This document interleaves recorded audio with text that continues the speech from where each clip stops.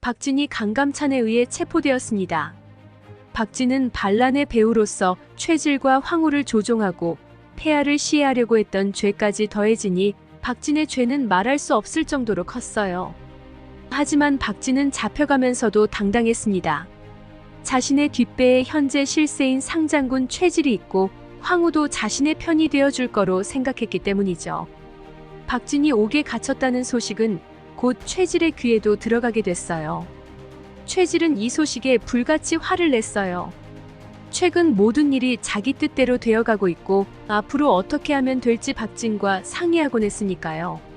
하지만 한편으로는 크게 걱정되지 않았어요. 요즘 현종이 자신의 요구에 순순히 응했기 때문입니다. 그래서 최질은 현종 앞으로 가서 당당하게 요구했어요. 폐하, 그자가 어찌 폐하를 시해하려고 할 수 있겠사옵니까? 그자는 그럴 담력조차 없사옵니다. 이는 분명 모함이옵니다. 하지만 최질이 한 발 늦고 말았어요. 강감찬이 최질보다 먼저 현종을 찾아가서 박진에 대한 모든 얘기를 마친 상황이었죠. 현종은 최질이 박진을 감싸는 모습을 보고 박진이 반란의 배후에 있다는 것을 더욱 확신하게 되었어요. 현종 옆에 있던 강감찬이 최질에게 물었어요. 그자는 과거 폐하를 시해하려고 했던 중죄를 지은 자요. 명확한 증거도 있소. 어찌 그런 자를 두둔할 수 있단 말이오. 혹시 상장군도 함께 계획한 일이었소? 최질은 갑자기 의심을 받게 되자 당황스러웠어요. 박진의 편을 들었다가는 큰일 나겠구나. 폐하를 시해하려고 했던 일에 엮이는 건 안 된다고 생각했죠. 그래서 최질은 더는 박진을 두둔하지 않고 조정을 나가버렸어요. 최질은 그 이후로 박진에 대한 신경을 끄고 오로지 자신의 권력을 지키는 데만 집중하면서 지냈어요. 한편 박진은 옥중에서 계속 최질을 기다리며 애간장이 탔어요. 왜 이리 늦는 것인가? 혹시 상장군이 배신한 것은 아니겠지. 그런데 최질이 아닌 강감찬이 나타났고 박진은 강감찬에게 소리쳤어요. 상장군을 불러주시오. 강감찬은 박진의 당당한 요구에 어이없어하며 말했어요. 상장군이 내게 말하길 자네를 마음대로 처리하라고 하더군. 박진은 그 말에 듣고 아연실색을 하며 강감찬에게 제발 목숨만은 살려달라고 빌었어요. 그때 강감찬이 박진에게 제안 하나를 했어요. 자네가 만약 이 일을 해낸다면 목숨만은 보존할 수 있을 걸세.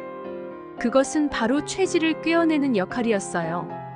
박진은 무조건 해낼 수 있다고 자신 있게 대답했습니다.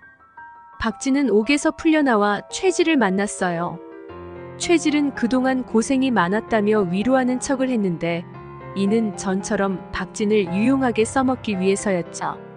하지만 박진도 꿍꿍이가 있었어요. 자신의 목숨을 보존하기 위하여 최질을 위험에 빠뜨리려는 계책을 숨기고 있었습니다. 시간이 흘러 이자림이 올린 계책에 의하여 현종은 서경의 장락궁에서 연회를 베풀게 되는데요. 최질은 그 연회에 참석하지 않으려고 했지만 박진은 최질에게 꼭 참석해야 한다고 옆에서 계속 부추겼어요. 그리고 혼자 가면 위험하니 부하들을 전부 데려가라고 말했어요. 결국 최질은 전처럼 박진의 꼬임에 넘어가 부하들을 전부 데리고 연회에 참석했고 박진은 최질의 옆에 앉아 계속 술을 권했어요. 그리고 최질과 그의 부하들이 술에 취해 방심했을 때 현종은 반란의 무리들을 모두 제거하였습니다. 박진은 이 일을 계기로 목숨은 보존했지만 폐하를 시해하려고 했던 죄는 너무나 중죄이기에 벌을 내리지 않을 수 없었어요. 그래서 박진의 재산을 전부 몰수하여 멀리 도성 밖으로 쫓아냈어요. 결국 마땅히 갈 곳이 없는 박진은 절에 들어가게 되는데요. 그곳에서 박진이 스님에게 고통스러운 처지에 대해 탄식을 하자 스님은 이렇게 대답했어요. 온갖 것에 대하여 가지려는 생각을 하지 않으면 훗날 마음이 편안하여 마침내 근심이 없어질 것입니다. 하지만 인간은 욕심을 버리지 못해 늘 괴로움과 고뇌 속에 살아가는 것이지요. 스님의 말씀에 큰 깨달음을 얻은 박진은 속세에 지나친 욕심을 내려놓고 스님이 되기로 결심하였습니다. 박진은 스님이 된 후로 매일 참회를 하면서 고려의 안녕과 번영을 위하여 매일 기도를 올렸다고 합니다. 구독과 좋아요 부탁드립니다. 끝까지 시청해주셔서 감사합니다.